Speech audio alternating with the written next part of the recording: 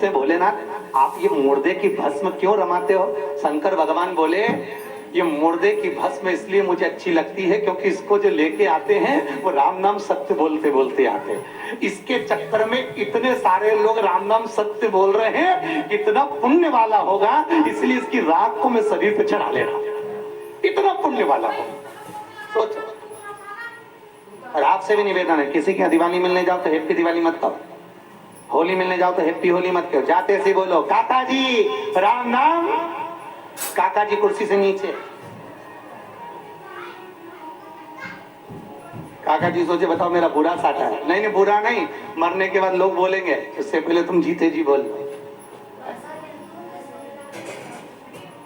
अच्छा लोग मुर्दा भी लेके जाते हैं तो इसी जोरदार तरीके से बांध बुंदा के लेके जाते, तुम देखना था मुर्दा बांधने वाले भी स्पेशलिस्ट होते हैं, दो इधर बैठते दो उधर बैठते, खींच और खींच, वो उधर से खींचे वो उधर से खींचे, इधर से खींच उधर से खींच, और फिर मुर्दा भी सोचे भैया मर चुका हूं,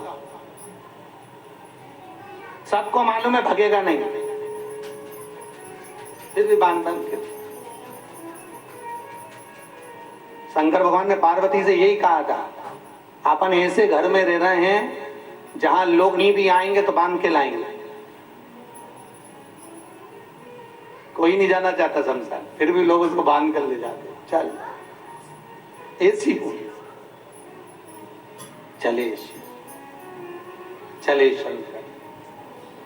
भगवान विष्णु कह रहे हैं नहीं नहीं, केतकी के फूल को लिया है, केतकी का फूल बोला मेरी बात पर अगर किसी को विश्वास नहीं हुआ तो कहा, सामने से गौ माता निकल कर जा रही थी, गाय को बुलाया, हे गौ माता आप चलो, आप चलकर भगवान शंकर के सामने कह देना कि ब्रह्मा जी को शंकर भगवान का सिर मिल गया। गाय बोली मैं काय को झूठ बोलूं? ब्रह्मा जी बोले घर में पहली रोटी बनेगी तो तेरे को ही मिलेगी। एक रोटी के चक्कर में गाय झूठ बोल रही, एक रोटी के चक्कर। इसलिए निवेदन है महाराज, मेरा पतियों से भी निवेदन है, पुरुषों से भी निवेदन है, तुम कितना कमा कर लेकर आ रहे हो, तुम्हारी कमाई का भोग तुम्हारा पूरा परिवार करेगा। पत्नी भी उस कमाई का भोग करेगी, बच्चे भी उस कमाई का भोग करेंगे, और घर के बुजुर्ग भी उस कमाई का भोग करेंगे। तुम जो झूठ बोलकर, कपट कर कर, छल कर कर, बेईमानी कर कर, दुकान पर एक का दो कर कर, झूठ और प्रपंच कर कर कमा कर लाओगे, तुम्हारी कमाई का भोग पूरा परिवार करेगा।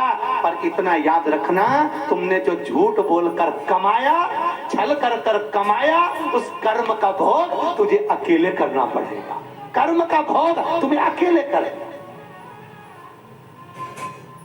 भले डल्लब के गद्दे पर सब सोएंगे, एसी की हवा भी सब लेंगे, लड्डू पेड़ा गुलाब जामुन भी सब खाएंगे, पर तुमने जो कमाया है झूठ कपट छल कर कर, उसका भोग कोई परिवार का व्यक्ति नहीं करेगा, केवल तुझे अकेले ही करना। इसलिए याद करते रहो तेरा क्या होगा रे कालिया।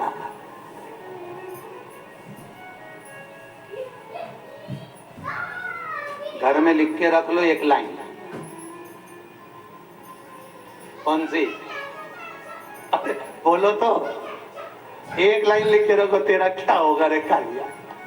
अंतिम बिंदु है, तेरा होगा क्या? यमराज बनावे बंदी और काया हो गई गंदी, मेरे प्राण छूटे भोलेनाथ तो तुम नंदी लेकर आ जा।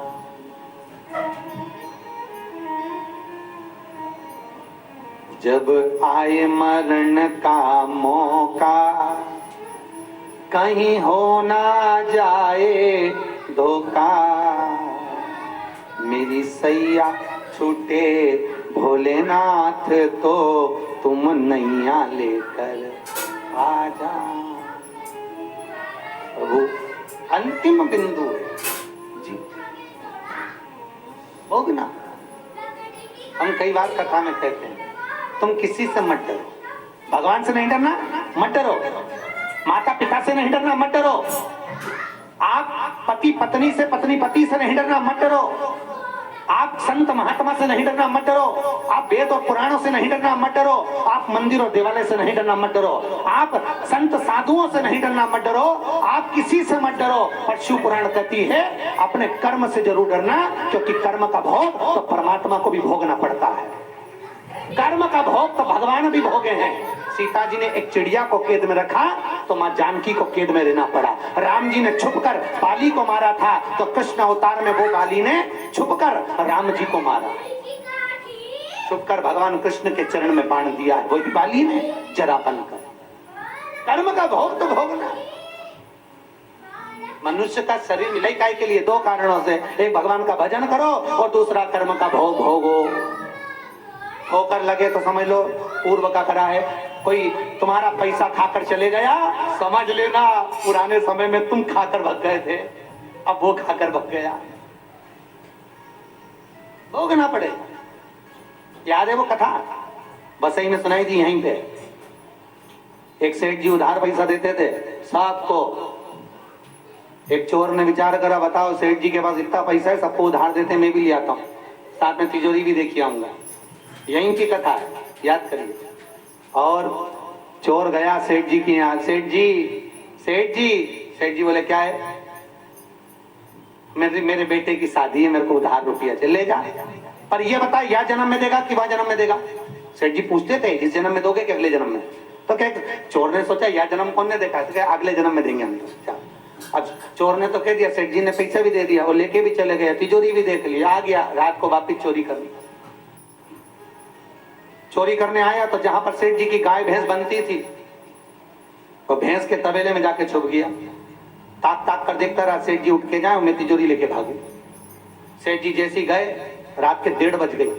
ये चोरी करने के लिए निकल रहा था, इतने में बहुत सारी भैंस बंधी हुई थी तबेले में। तो एक भैंस ने दूसरी भैंस से पूछा, जी अपन सेठ जी क्या इतना दूध क्यों दे रहे हैं? दूसरी भैंस बोली, अरे यह सेठ बड़ा चतुर है, सबको उधार पैसा देता है और पूछ लेता है या जन्म में दोगे कि वह जन्म में दोगे।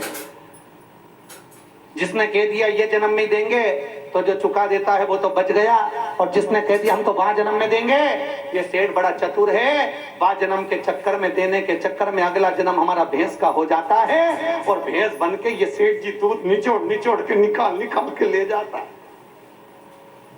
सब निकाल सारा। तो निवेदन है, कर्म का भोग मनुष्य को भोगना पड़ेगा, मानव को भोगना।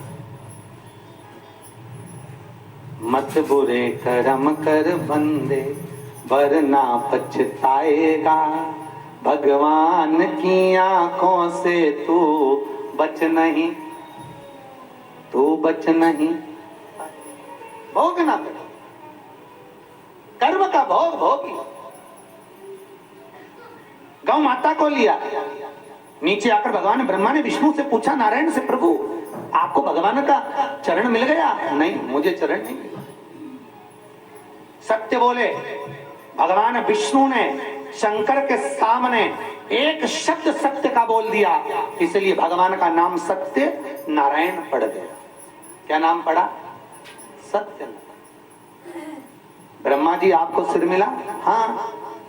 आकाशवाणी हो गई, ब्रह्मा झूठ बोल रहा है, ब्रह्मा सत्य कर रहे हैं। ब्रह्मा जी ने कहा नहीं, ना मानो तो केतकी के फूल से पूछो। केतकी के फूल ने कह दिया हाँ, ब्रह्मा जी को सिर मिला। भगवान शिव को क्रोध आ गया। शंकर जी क्रोध में लाल होकर बोले, रे केतकी तू मेरे सामने झूठ बोल रही है? एक केतकी के फूल, मैं तुझे श्राप देता हूं, सारे देवताओं पर तू चढ़ेगा मना नहीं है, पर शंकर पर कभी नहीं चढ़ेगा। अगर कोई भूल से भी केतकी का फूल शंकर पर चढ़ा देगा तो 1000 गौ हत्या के बराबर उसको दोष लग जाएगा। केतकी का फूल सारे देवताओं पर चढ़ता है पर शंकर पर कभी नहीं चढ़ता। मैं तुझे श्राप देता हूं। इतने में ब्रह्मा जी बोले, ना मानो तो गौ माता से पूछो। गौ माता से भगवान विष्णु ने पूछा, क्यों गौ माता, क्या भगवान ब्रह्मा को शंकर का सिर मिला? हाँ। गाय ने जैसे ही कहा आकाशवाणी हो गई शिवलिंग में से, अरे गौ माता तू जगत की माँ होकर तू झूठ बोल रही है। हे गौ माता मैं तुझे श्राप देता हूँ। भोलेनाथ कहते हैं गौ माता तू जगत में पूज्य होगी, तूने जगत में तू पूजा जाती है, जगत में लोग तेरी पूजा करते हैं, तुझे माँ कहकर पुकारते हैं और तू मेरे सामने झूठ बोली है। हे गौ माता मैं तुझे श्राप देता हूँ, तेरा पूरा शरीर पूजा जाएगा और तेरा मुख अपूज्य माना जाएगा। गाय